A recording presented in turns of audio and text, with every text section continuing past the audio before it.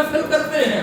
حضور کے نام پر جھنڈیاں لگاتے ہیں، حضور کے نام پر لنگر پکائے جاتے ہیں، حضور کے نام پر صدقہ و خیرات کیا جاتا ہے، غرباء فقراء مساکین کی مدد کی جاتی ہے، حضور کریم نبی صلی اللہ علیہ وسلم کے ذکر کے نعرے بلند کیے جاتے ہیں، تو کوئی ہم کسی پر احسان نہیں کرتے، یہ جو کچھ ہے انہی کا دیا ہوا ہے، انہی کا دیا ہوا انہی کو لوٹا ہے۔ اپنا تو ہمارے پاس کچھ ہے ہی نہیں، اور پھر یہ بھی ذہن کے اندر یہ ہماری خام خیالی ہے کہ ہم ذکر کریں گے تو حضور کا ذکر بلند ہوگا۔ یہ بات یہ سوچنا بھی نہیں ہے، یہ ذہن کے اندر تصور بھی نہیں لانا، کیونکہ وہ ذکر ہم کوئی نہیں بلند کرتے جس ذکر کو میرے رب نے بلند کر دیا۔ رب نے خود قرآن میں کہا ورفعنا، اللہ کا ذکر ایک معبود، ہم نے تیرے ذکر کو تیری خوشی کے لیے بلند کر دیا۔ اور قاضی ایاز باوقی نے بڑی خوبصورت بات ہے کہ فرمایا محبوبہ اس طرح تیرا ذکر بلند کیا نا کہ اذا ذکرت معی، جہاں محبوب میرا ذکر ہوگا وہیں ساتھ تیرا ذکر ہوگا۔ اذان ہوگی، اذان میں جہاں میری وحدانیت کی گواہی ہوگی وہاں محبوب تیری رسالت کی گواہی ہوگی۔ محبوب کلمہ پڑھنے والا کلمہ پڑھے گا تو لا الہ الا اللہ کہہ کے میری وحدانیت کی بات کرے گا، ساتھ محمد رسول اللہ کہہ کے میری رسالت کی بات کرے گا۔ محبوب جب نماز پڑھی جائے گی تکبیر میرے لیے کہے گا، ثنا میرے لیے پڑھے گا، تعوذ اور تسمیہ میرے لیے پڑھے گا، فاتحہ میرے لیے پڑھی جائے گی۔ محبوب اس کے بعد قرآن کی کوئی سورت میری ادا کے لیے پڑھے گا، پھر سبحان ربی الاعلی کہہ کے میری عظمت کے ترانے بلند کرے گا،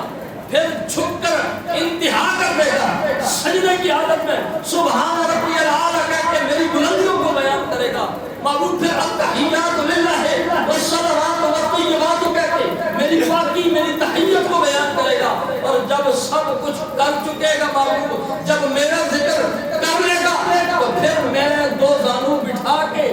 یہ اس سے پڑھاؤں گا، غیر پڑھے نہ پڑھے نماز میں پہلے کھڑا کروں گا، ہاتھوں کو بلند کراؤں گا، پھر ہاتھ بنوا لوں گا، پھر رکوع میں جھکاؤں گا، پھر رکوع سے بھی اس سے زیادہ کیفیت میں سجدے کے اندر لے کے آؤں گا۔ یہ سارا کچھ کروا کے یہ سارا عمل سے گزار کے پھر محبوب اسے میں دو زانو کر کے بٹھا دوں گا۔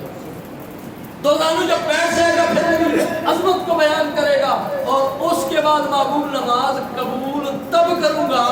جب السلام علیکم ایھا النبی کہہ کے تیری ذات پر درود پڑے گا، سلام پڑے گا، اللہم صلی علی محمد وعلی آل محمد کہہ کے آپ پر آپ کی آل پر درود پڑے گا،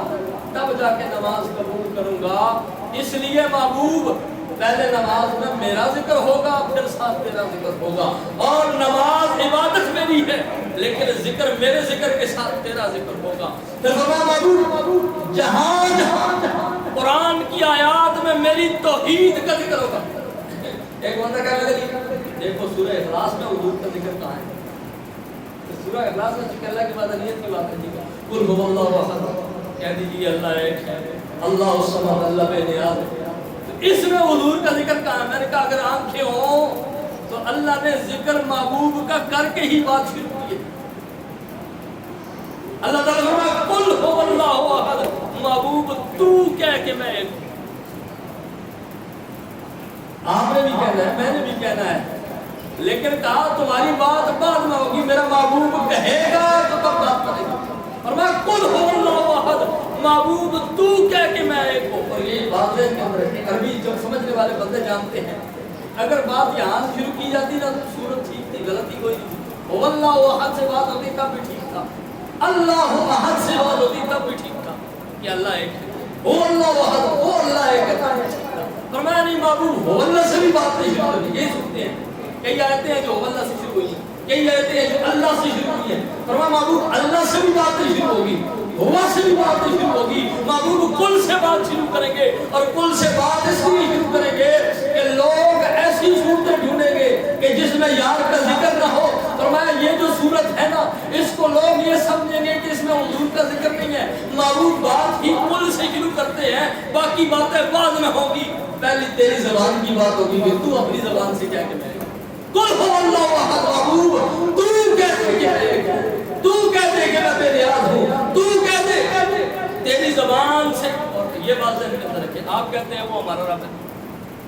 ہے نا، جس کے اندر کسی کو کوئی انکار نہیں، جب وہ خود کہتا ہے کہ الحمدللہ رب العالمین، تمام تعریف عالمین کو پالنے والے اس رب کے لیے، تو جب وہ خود کہتا ہے کہ میں عالمین کا رب ہوں، آپ کا رب میرا رب، لیکن اس نے قرآن میں کہا ہو کہ میں مفتیوں کا رب ہوں، میں پیروں کا رب ہوں، ہے تو نا، انکار تو کوئی نہیں ہے۔ اس نے کہا میں انسانوں کا رب ہوں، میں جنات کا رب ہوں، میں ملائکہ کا رب ہوں، نہیں، ایک ہی بات کی 5واں پارہ ہے، میرا رب فرماتا ہے سورہ نساء، فرمایا فلا وربک محبوب، مجھے تیرا رب ہونے کا، یا اللہ تو ہمارا بھی ہے لیکن کبھی ہماری بات کرنا، فرمایا تم اپنی شکلیں دیکھو، اپنے کام دیکھو، اپنا منہ دیکھو، تمہاری بات کیسے کروں؟ ہم جب بھی بات کریں گے یار کی بات سے شروع کریں گے، اور تم اپنے آپ کو خوش نصیب سمجھو کہ تمہارا تعلق میرے یار کے ساتھ۔ فرمایا فلا وربک لا یؤمنون، محبوب میں آپ کا رب ہونے کی قسم اٹھاتا ہوں، دنیا اس کی قسم اٹھاتی ہے، اور دنیا اس پر فخر کرتی ہے کہ وہ ہمارا رب ہے، اور وہ اس پر فخر کرتا ہے کہ میں محمد کا رب ہوں۔ دنیا اس پر ناز کرتی ہے کہ ہم اس کے بندے ہیں، وہ ہمارا رب ہے، وہ اس پر ناز کرتا ہے کہ محمد میرا بندہ ہے، میں اس کا رب ہوں۔ فرمایا فلا وربک محبوب، مجھے تیرا رب ہونے کی قسم ہے۔ تو میرے محبوب علیہ السلام عالمین کے لیے رحمت بن گیا ہے،